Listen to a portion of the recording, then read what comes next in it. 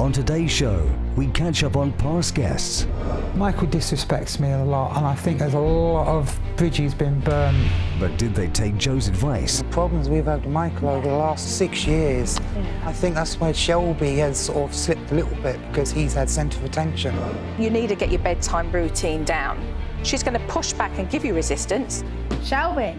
The reality is it's a battle of wills by then. I do think communication in the family is a big problem.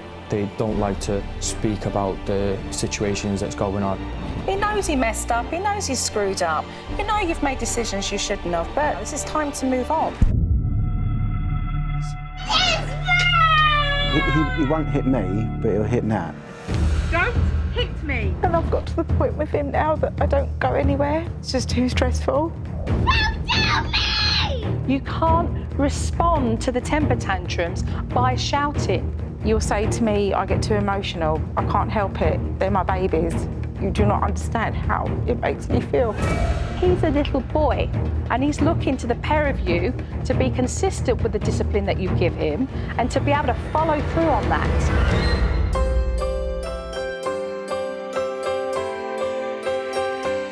Hi and a warm welcome to the show.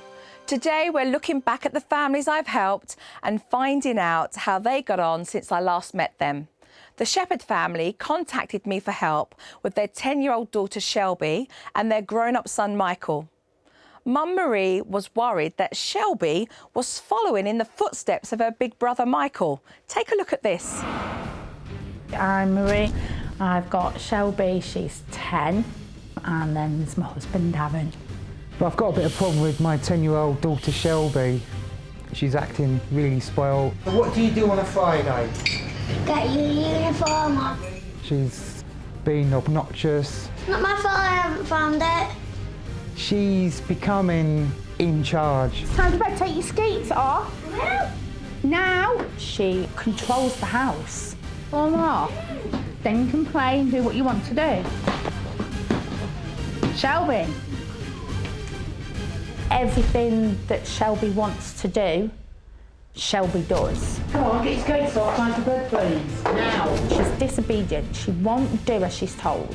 Your bedtime's 9 o'clock, you need to be in bed. It's not fair. It's plenty fair. It's like she's a teenager. It's time for bed. And I just want to have a good relationship with my daughter. So quite a handful then. Yes. Well, welcome the pair of you. Thank you. Let's hear about life with the kids, with Darren on the road, because let's not say single mum. No. Because no, you're not. No, I'm not. But let's hear about what it is like, because, I mean, that's quite a challenging job and you're there with the kids. It is. It's hard because you know he's there, you know he's in the background. Yes. He's providing for us as a family, and you try to get as much quality time, obviously, with the kids and your husband as you can. But when you've got such a hectic household, and as soon as he walks through the door, it's chaos. And the first thing out of his mouth is, God, I want to be back to work. That hurts me because then I want to be with my husband, but then the children should be with their dad. And he shouldn't have to want to be at work and not be at home. So do the children behave differently when Dad comes home? I think she plays up more when Dad comes home. She still plays up for me. I feel that while I'm out, Shelby's centre of attention. When I come in, I'm then centre of attention because I've come in from hard day's work. She's making me a cup of tea, she's doing me dinner. Shelby doesn't like that, so she'll kick off until she is. Because it's like if I dare go over to you when you come in and give you a kiss and hug as soon as you come in, she's in the middle between us. Push us apart. And going, what about me? What about me? Does that frustrate you? The fact that, you know, where's our time? You know, where is our time as a couple? I'm trying to hold it down with work. It does, yes, because... What about us as a couple? It's hard for us. I mean, with Michael and the problems we've had with Michael over the last 6 years, and I think that's where Shelby has sort of slipped a little bit because he's had centre of attention for the last 6 years. And it has been horrendous. Marie always involves herself in his problems. Yes. And I don't know if it's just a mum or she just wants to interfere. No, Because there's so much that you can do Yes.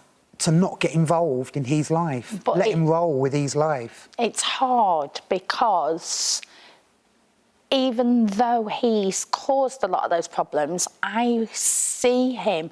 I can see it in his face, though, and he's struggling. He's struggling with his life. He doesn't know what to do. Because you've done the same to Michael as what you're doing with Shelby. Yeah, well, I do body too much coloured him, for wrapped him. him up in cotton wool, and now he's struggling. But then... Yes. Yeah. You have? Yeah. Let's go to tape. Can we have that window shut, please? I do think communication in the family is a big problem. They don't like to speak about the situations that's going on. I'm worried she'll get like me. Michael disrespects me a lot, and I think there's a lot of bridges being burnt. Now, Michael, please. Michael! I think once you've lost that respect for your own son, and he's lost that respect for you, I think it's fairly hard to get back. Michael! He's done nothing to make me proud, and I think a father should be proud of their children. The window's shut. If you want to speak to your mates, go out in the road and speak to your mates. It's just mainly him. I want him to be proud of me. You don't even live here, Michael. I don't want people knocking on the door. Shelby's going to end up probably feeling the same when she gets older, you know, because if she carries on like this, she'll have nothing to show for it, won't have good grades, you know, no doubt she probably won't have a job when she finishes school, and, you know, no doubt she'll feel like me when she's at my age. Can't save me, but she's younger, you can stop her. Welcome, Michael. Yeah. Harsh tape to watch? A bit, yeah. I could see on your face. How does your dad feel about you? I just feel that he does want something to be proud of me for, and I've not shown him that. I've not given him anything to be proud of me for. I've not done anything. Through school, I got in the wrong crowd, you know. When finishing school, still in the same wrong crowd, just not bothering. I've just not had any motivation to want to do anything until recently. And do you take advantage of your parents at home? You do things that you shouldn't have done? I know my mum will do anything for me, even when I don't ask her to. So that you can ask your mum to do things for you and she'll do them when you know that really it's because she's a soft touch and she'll do them, but you should be expected to. Yeah. It's hard, though, when you keep pushing, like you just said, I'm a soft touch. And do you know what? You hurt me a couple of weeks ago because you sat there and admitted that. Yeah, I could get anything I wanted off you. But, as I pointed out to you, yeah, your dad works hard. I've worked off and on. We have our own problems as a couple. But yet you stand there as an adult and take the mick out of me. When all I want to do, as for my kids, is make sure you have a good life, you do well for yourself, that by the time you hit 40, you've got something to be proud of. You need to be proud of yourself. I'm proud of what we've done. But you do nothing. You don't do nothing to show to us that we can be proud.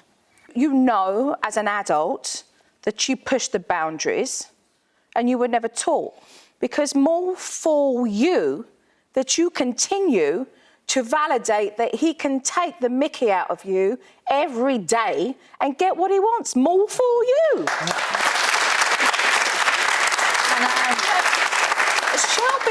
Shelby is going to recognise that and think that's a way of being able to get what she wants, because more for you, she's watched you do it with Michael, and now you're doing it with her.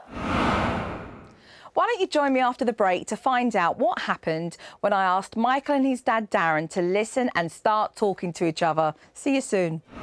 Still to come on Family Matters. Darren, please perch over here for me. I just want you in front of your son for a moment, please.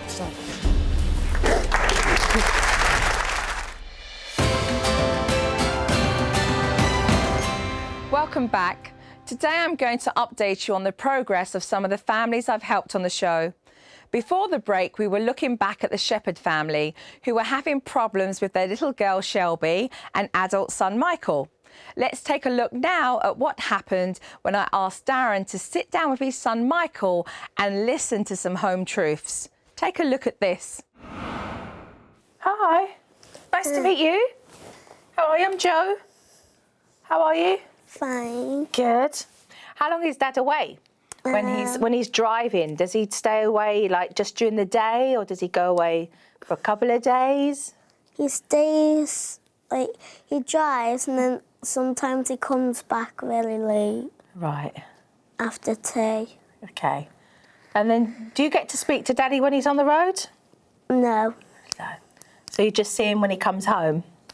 Ah. Yeah. You miss Daddy while he's away? Yeah.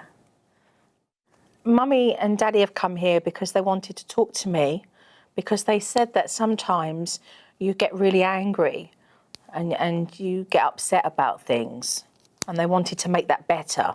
Is that right? Mhm. Okay. What are the things that you get angry about then? Me and my mum get along with each other, but sometimes I argue with her. Sometimes you argue with your mum. What are the things that you argue with her about? Going to bed. Right. And it's like 9 o'clock and it's the weekend. Right. On Sunday, but on Sundays I have to go bed on 9 o'clock because on Monday. Right. So I go to bed later? Like 10 o'clock. Right. Why 10 o'clock? I don't know, because I'm not sleepy that much. Right, so you don't feel tired? No. So you want to go to bed later? What are the things that you do before you actually go to bed and turn off the light? Really, I sleep with the light on all night. You do? Is there a reason why you do that? Yeah, because I don't like the dark. Right, okay. What other things don't you like doing? That you say to Mum, no, I don't want to do that. And then sometimes, you... Cleaning my bedroom. I don't like cleaning your bedroom. Right, okay.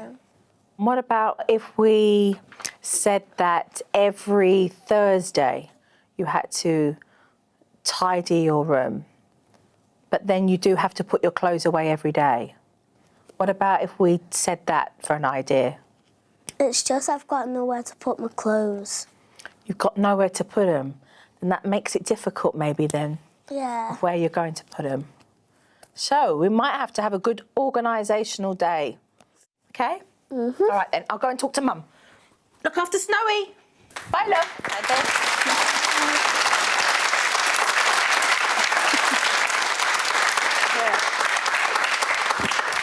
Interesting chat with Shelby. She doesn't like, obviously, cleaning up her room, as you heard. Nowhere, apparently, to put her clothes. Oh, she has. Which I'm sure is an excuse every day.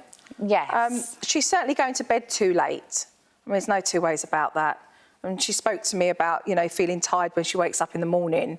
And I'm not surprised, really, if you're going to bed that late. I think you need to get your bedtime routine down. She's going to push back and give you resistance, because we've already seen her jump on the floor and, hold her ground. The reality is it's a battle of wills by then. And you've got to follow that through, because once she recognises that causing a stink won't get her what she wants, then she'll start to back down and you'll see those temper tantrums eliminate. You've got to hold your ground. But when you do hold your ground, what happens is you lose it with her. You start to shout at her, and then she shouts back at you. You don't need to shout at your children to have them listen and take instruction. You just have to hold firm. When you're communicating with her, There's going to be circumstances that will distract you. Yeah. There is. Oh, my phone's ringing. Oh, so-and-so wants to know this. Oh, can you quickly ring Mum? Oh, Auntie's on the phone. That's when you say, no, I'm focused here. And the children need that focus. And if you're away and, you have the opportunity to do that, you should be dividing that between yourselves, not allowing her to make that decision all the time. Yes, it's true. That daughters, as they get older, they want to be able to spend, time with their mums and being able to connect with them on that female gender level. But not at this age. This is lovely for Daddy to come and give her a kiss goodnight and tuck her into bed and know that she's safe and protected and she can sleep well, because children feel safe. And when children feel safe and protected, children sleep better. They sleep better.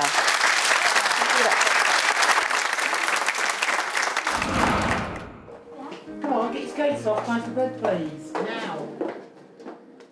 I think when she gets to senior school, Shelby. she's going to struggle. And I think she'll be argumentative with the teachers. I think I'd want Shelby to just be that nice little girl that I thought that she used to be. It's quite strange actually, because I don't know where the anger's come from. Because we've gone through that with Michael, I would like Shelby not to go down them tracks. I mean, she's a mini Michael at the moment.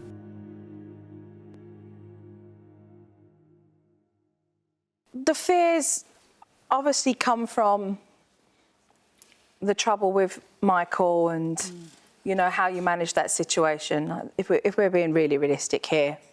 The rule in the roost comes from having that amount of control and really not being focused enough and on the same page with your responsibilities in moving forward with Shelby. Darren, please perch over here for me, please. Come over here. I just want you in front of your son for a moment, please. Oh. You know, kids grow up, they make mistakes, you know? They make mistakes and they make decisions that are not the best decisions because they're trying to find their way as well. What do you need from your dad, Michael? I mean, I know it's difficult to talk about those circumstances when you're very conscientious of the things that you have done. But I know one thing, Michael, and I have to say to your parents, you just can't keep hanging it over his head. No. He knows he messed up, he knows he's screwed up. You know you've made decisions you shouldn't have, but, you know, cut him some slack now. This is time to move on. This is time for him to learn from that. What do you need from your dad? I just want, you know, what do you need from your dad, Michael? What do you need? Sorry.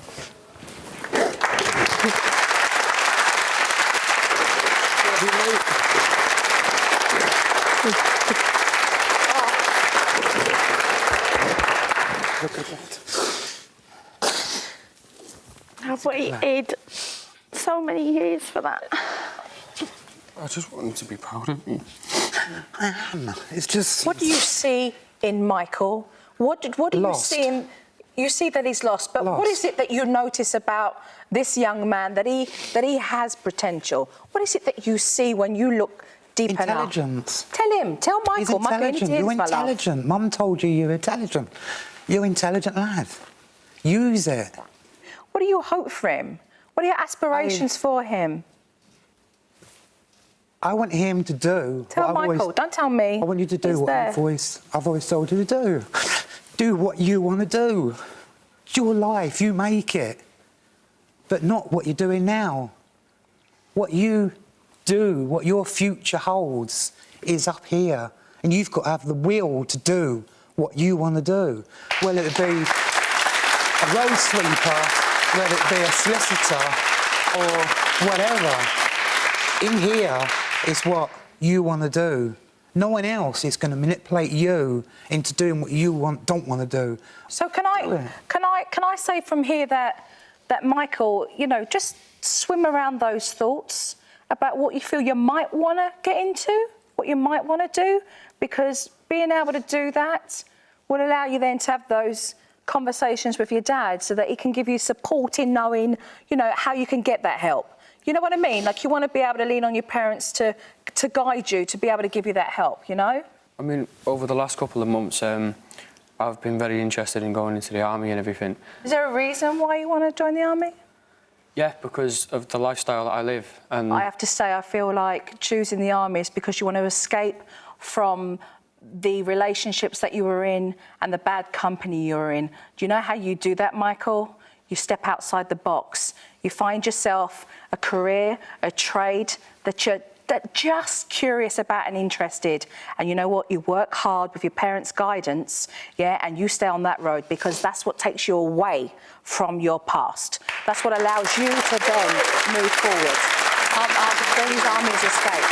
Think about it. I've always been interested in the army, though. I have always been interested in it. And if you are, then that's something that your parents will support you with. But know that you don't want to do that just to escape from your past. Just having your head focused with the options of things that you would like to try with your work is what will take you into a different place, you know? Well, everybody in their lives has chapters that they close the book on and move on to new. As you're growing, you know, just as you're growing up, there'll be friends that you would have spoke to that you'll never talk to anymore. There'll be circumstances and areas maybe you lived in and didn't live in anymore. Things will change for you, Michael. So can we continue these talks between the pair of you? Have some time out. Go and do some, you know, go and do some lad stuff. You don't need to be involved in that. You've got Shelby to sort out. Yeah, no, okay. I'll do with them. Yeah. But that's what I want. I would love for them to have something in common because, you know, stresses of the house can be stressful, you know, especially when he's had the holidays where and he's been moping about and he's stressed or whatever. You know, for them to get out of the house, go do something or have something nice to do. But that couldn't happen until this happened. No. Because it takes courage and sometimes it's awkward to have those conversations. And I have to say, you know, I'm really pleased that this happened. I'm really pleased that this happened today because there's a lot of love. There's a lot of love. Thank you. Thank you for coming here. Thank you.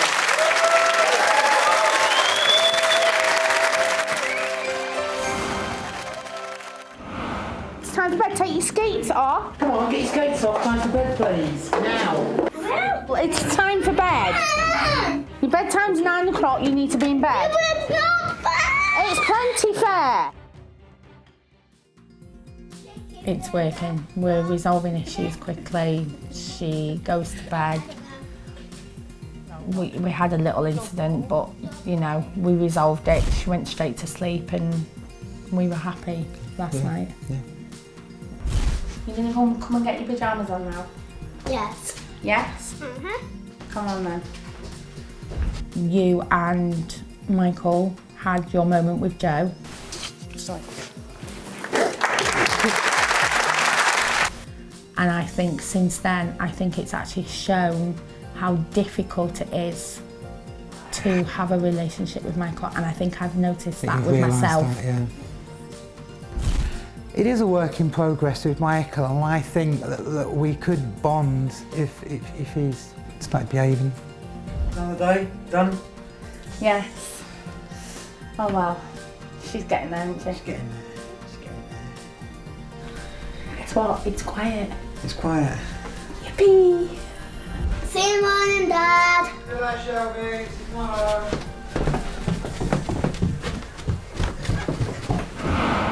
After the break, emotions run high when this family open up to each other about their problems. Still to come on Family Matters. He's a little boy and he's looking to the pair of you to be consistent with the discipline that you give him and to be able to follow through on that.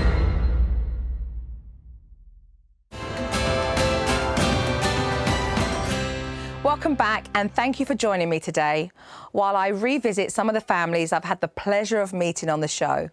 My next family felt desperate with their problems and asked for help to fix their ongoing conflict at home. Take a look at what happened.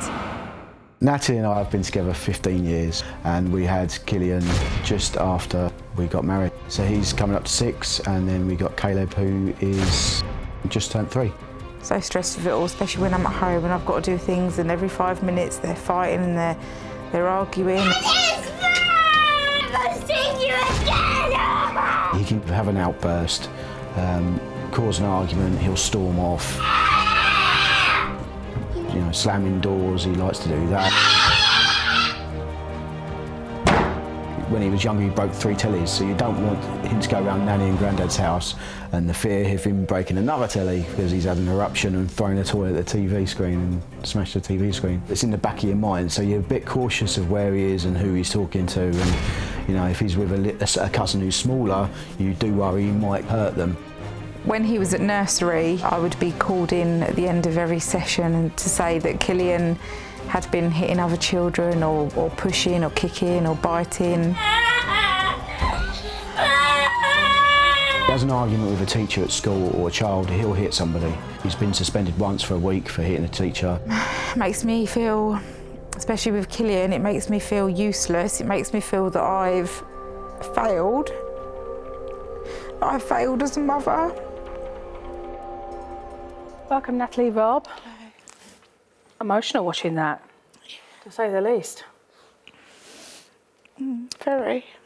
Talk to me about how you actually feel when your son is having a temper tantrum and having an aggressive outburst. I get frustrated, upset. I get angry myself because he's not listening to me. Nothing I seem to do works. I try and tell him nicely not to do things. I try to do time out. I feel like I've tried everything and he just doesn't listen. He kind of adapts his temper tantrums. What do you mean by that? Explain what you mean by adapt. Well, he won't hit me, but he'll hit Nat if he's being aggressive. He'll scream at people, or he'll slam doors. You know, depending on it's sort of horses for courses. He's quite clever to work out how to push people's buttons. And you know, if that doesn't work with that particular parent or grandparent, he won't use that tactic. He'll change his tactics according to who he's with. Right. And why do you think it is that he doesn't do it with you, but solely with Natalie? I think probably partly because he's with Nat more often than me because I'm at work.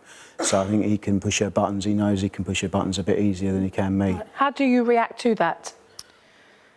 I suppose I start off calmly, and then as he's not listening, I then get more crosser and crosser, and then I shout. And then all of a sudden when I shout, he's like, he stops in his tracks and then he cries, and it's like, oh my God, you've listened. But I don't want to have to get to that point of shouting to my child in order for him to listen to me. And then that upsets me that I've done that. He'll go to bed and I'll sit there and cry because I've shouted at him.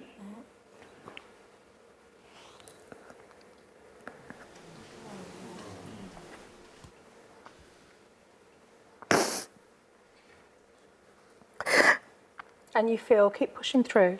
Keep pushing through what you're saying. He just doesn't listen to me. And I've got to the point with him now that I don't go anywhere because it's just too stressful. If he has one of his meltdowns in public, sometimes I think, I can't shout in the street. Like, how do I deal with this? And people look, we've even been in shopping centres where he's kicked off and I've had to literally, in order to get him to come, I've had to literally throw him over my shoulder so that he's in a position where his legs are here, but he's in a position where he can't kick or hit me. I just feel constantly stressed. Let's go to the tape. Every week when I would go to the school to collect him, I'm being told that today there was a situation where Killian couldn't do something, or he couldn't have something, or he wasn't listening to instructions from teachers, and he lashes out, and if a teacher's there, he will hit. You were sent home from school today for hitting. You do not hit me. So tell me! I continuously told him that he couldn't hit. It's not allowed. Killian, you hit a teacher. You can't have my phone. Don't hit me. His answer is, but I said sorry, but I said sorry. I feel like there was nothing more that I could do, I couldn't literally punish him for a week. He's my little boy and I love him. But it's just so hard because I feel like I'm doing the best I can as a mum. Natty tells me, you don't understand. I do appreciate what you're doing, but you don't seem to think that when I say I do appreciate it, it goes and falls on deaf ears. You just carry on saying I don't appreciate it. I don't feel that Rob and me are on the same page. Because I'm not there all the time, then it's easier for me to have more of an objective view. So I would say, you know, don't worry about it, let's move on. We just don't know what to do. We just really don't know what to do anymore. That tape clearly shows that you're struggling to feel any emotional support from Rob. And what are you needing from him? Because that's a very isolated piece that we've just watched here. I suppose because Rob gets home late and then, you know, he gets the nice bits. All right, he comes home and you do dinner and that's lovely. You know, a lot of people can say that their husbands will come home from a hard day's work and do dinner. But then you get to take him to bed and he gets the kind of nice bits. And then if they do start playing up, you then get all stressed out. And I think, oh, you know, 5 minutes and you're getting all like agitated, you know, and then that gets my back up and I'm thinking, no, I just want to sit down, just deal with it. And then you'll say to me, I get too emotional. You know, you're so emotional with all this. I can't help it. They're my babies. I made them. And that's where you and me, you don't understand. You do not understand how it makes me feel. We're clearly hearing emotionally how you're feeling about that, and obviously having Natalie talk directly to you. And I can see that attentively you're listening. What impact has that had on your relationship? A great strain, really, I think, more than anything. It's difficult, and I mean, you know, like we just saw, I do understand, but it's difficult, you know, at the end of the day, it's still difficult for me to do more than I can do because of the hours I work. I can't, you know, be in two places at once. And come the weekends when I'm not at work, you know, it's full family time, you know, for the full 2 days. And it's, you know, I try to do as much as I can. I can't support Natalie any more than, you know, unless I just don't work. Yeah. So I feel frustrated because I do understand, I do listen, I do take it on board, and she finds it hard, and we don't spend enough time as a couple outside of a family unit. Has that affected your intimacy? I mean, just as a couple being together? Yeah. Yeah, I think so. Because we had, Rob had a work do a few weeks ago, and it was the first time that we'd had a date night in months and months and months. Nearly a year. And I had a whole day. Nearly a year? Nearly a year. You're saying months and months. So, I mean, the reality is that the strain of that then creates a problem between the pair of you. I mean, your mum's around, correct? Yeah. I mean, she's around the house and during the days and stuff like that? Yeah, she's around a lot. Like the weekends, you know, she works, but she is, at the weekends, always there to help babysit, you know, if I wanted a babysitter. But then I am very reluctant. That is half my fault as well, because Rob will say, he wants more us time. Yeah, let's watch the tape. Hi, I'm Laura, Natalie's mum, Killian and Caleb's grandmother. Well, Killian, he's a cheeky little monkey, but he's got this side to him that we can't understand. He's very aggressive in some ways. He will not listen to what we say. He gets angry very quickly. Oh, did you do that, Caleb? He's always getting cross with Caleb as well. He pushes Caleb, he hurts Caleb. He'll say, he's sorry, he's sorry, he's sorry, but it means nothing. It doesn't sink in with him. Rob will come home, do the cooking, and Natalie's been on her feet all day. She's been at work sometimes as well, and she's got the boys, picked them up from school, get them ready for bed. Rob seems to think that he can sit there and relax. Stop setting stupidly high tasks for everybody. No, Rob. If I want to sit on the sofa, I'll sit on the sofa. If I want to lay on the bed, I'll lay on the bed. Like, it seems like she's doing everything and Rob's just sitting there. If nothing changes, I'm scared that Killian might end up out of control. And then nobody can help because it's gone too far then. We need help now. Rob, I can see you shaking your head while you're watching the tape, just...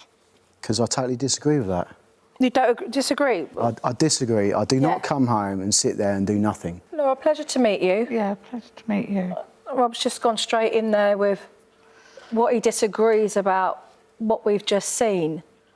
Can you please just elaborate a little bit on what you feel is the problem? Because, I mean, you feel very strongly about this, that that's not the case. You don't sit there and sit down when you want to and lay down when you want to? Rob is good when he comes home. He does cook the dinner, right, things like that. But when it comes to discipline, he is quite laid back with Killian. And I've said to him, you need to be more stern with him, you know, because Killian is hard work when it comes to his tantrums. He is really hard work. If I could be with Natalie 24/7 to help her, I would, but I can't be. When I see Natalie so stressed up and so upset, it does upset me.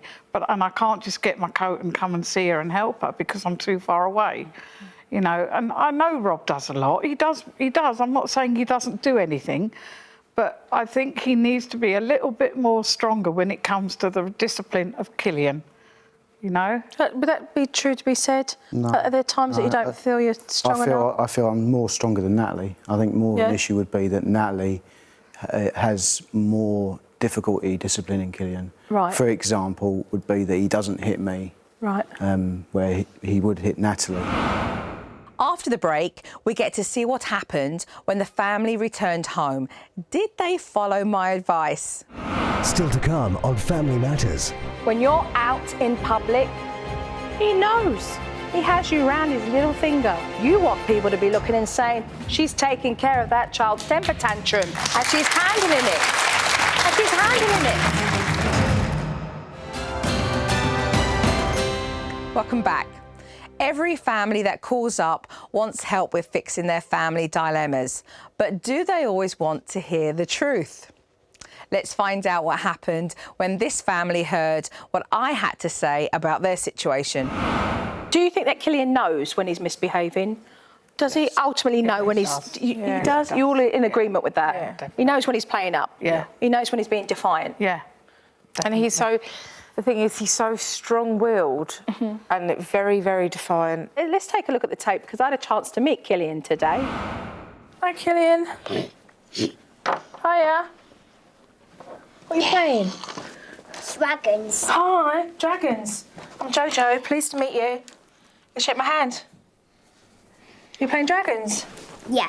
Oh, OK, let's move this then. Yeah. Do you think that's a knight that behaves really well, or does this knight behave badly? Behaves very well. He behaves very well. What does he need to do to behave really well? No hitting or kicking. No hitting or kicking. All right, then knights, there'll be no kicking or hitting. What would be good behaviour then, Killian? Come over here, love. What would be good behaviour? Whistling. We're going to tell the knight, OK? Tell the knight to behave well. What do you expect from him? What kind of behaviour do you want to see? Listening. Listening? Yeah. OK, listening. Does your brother listen? If the dragon doesn't like to listen, I'm sure he's been listening to you. But does your brother, does he listen? No. No? He doesn't. Right. He never learns how to be good. Doesn't? Are you better than your brother at behaving well? Yeah. Who's never The good? dragons. The dragons are never good.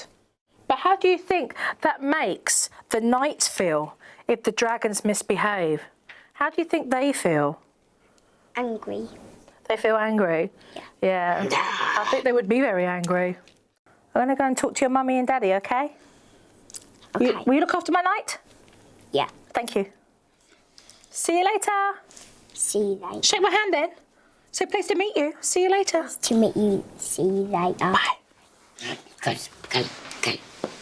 I owe you 9. Let's go up this tower.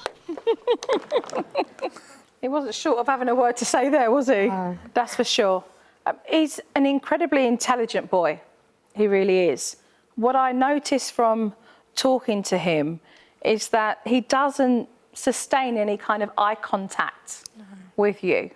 And I would love to be able to talk to you about how you can continue to increase that, because a child of Killian's age would have already by now come out of certainly defiant behaviour, oppositional defiance. And I believe that he's not come out of that stage yet. And I believe the reason why he hasn't is because of the way that you react to his temper tantrums. And when I watched a videotape of your family, what I clearly saw that there were plenty of times when you would do what I call write the script. He would have a big temper tantrum and you'd say, don't slam the door. He'd slam the door. Don't move the easel over. He'd push the easel over. I want to take a look at this tape, please. I can't switch off from it, so it has an effect on mine and Rob's relationship, you know, intimacy, because I feel that, you know, I'm not with it. I'm not interested. All I can think about is Killian and what he's going to be like tomorrow. I'd love things to be better between us, and occasionally when we do have, time together, we'll have a nice night or a nice evening, and it's really nice to have those moments. But unfortunately, in my mind, it's just not enough. If nothing changes, I'm scared that Killian might end up out of control, and then nobody can help because it's gone too far. Then we need help now. And that can happen, we'll be arguing about Killian because of him at school, whatever it may be, and it's just it is difficult to deal with those things, but at the same time, it's making time, and that's the problem, we find it's difficult to make time when we haven't got much time left in the day. And worst case scenario, he could be excluded permanently. Rob and me, our relationship could just totally, we could end up being divorced because of this, because it's just so stressful. Divorce is not an option, is it? No, I don't want it to be. I mean, you've used the word divorce, but I wouldn't have said that when she used the word, but I would never. That's not an issue for me, not a choice. I mean, you just said that word in desperation, I'm hoping. Yeah. I mean, that's not how you really feel, right? Of course I don't, and I want things to be better with us. I want us to be a better family. So in order for you to be a better family, in order for you to be able to give yourselves the time that you deserve, I've got to swing here for a moment and say to you that it is okay. If you're looking for permission, I'm giving you permission right now. It is okay for you to go and have a night out with your husband. It is okay. It is okay for mum to come over and babysit the kids and for you to have a nice night out, have a few glasses of wine, dilly-dally, whatever the case is, and wake up with a hangover tomorrow morning, okay? Because you've had a great night out. It's okay, okay? It is okay. When I look at Killian, I see a young boy that needs consistency, but you've got to get a bit tougher. And by that, I mean not shouting, not being aggressive, but being firm but fair. This is what I would like to say to you. Whenever you're talking to Killian, I believe you need to be arm's length away. When you're asking him anything, I believe you need to be face to face. When he starts to have a temper tantrum, and I watch the tape, and there are times where it's just crocodile tears. You can't respond to the temper tantrums by shouting. You have to understand that he's a little boy, and he's looking to the pair of you to be consistent with the discipline that you give him and to be able to follow through on that. Now, here's another thing. When you're out in public, he knows. He has you round his little finger. He knows that everybody's going to be looking. Oh, and who's going to be saying what? And are people out there going to be judging you? Look at that lady. Oh, she hasn't got control over her children. No, you want people to be looking and saying, she's taking care of that child's temper tantrum and she's handling it. And she's handling it. And so if he meets you with that oppositional defiance and you have to physically pick him up and remove him, go ahead and do so. Now, what one needs to do parallel to all of this is to make sure that he always receives that praise. That you always notice the little things that he does, whether he waited an extra minute, whether he put his coat on really well, whether he just went off and did something without being prompt. Just to be able to notice those little things will turn the behaviour around. Let me bring you back round to your relationship here. Natalie's love language in her relationship with you is she needs to feel that you're hearing what she's saying. And you both need affirmation. And your love language is to feel desired and loved as well. So if you can understand what you both need from each other, you can continue to do that in your own personal relationship. as well as the relationship that you have together when you're parenting. So from where I'm looking, I've got a husband right now and he's a big hug as well. And if you need my permission, go ahead. You're fine. No, he's not joking. He needs a hug.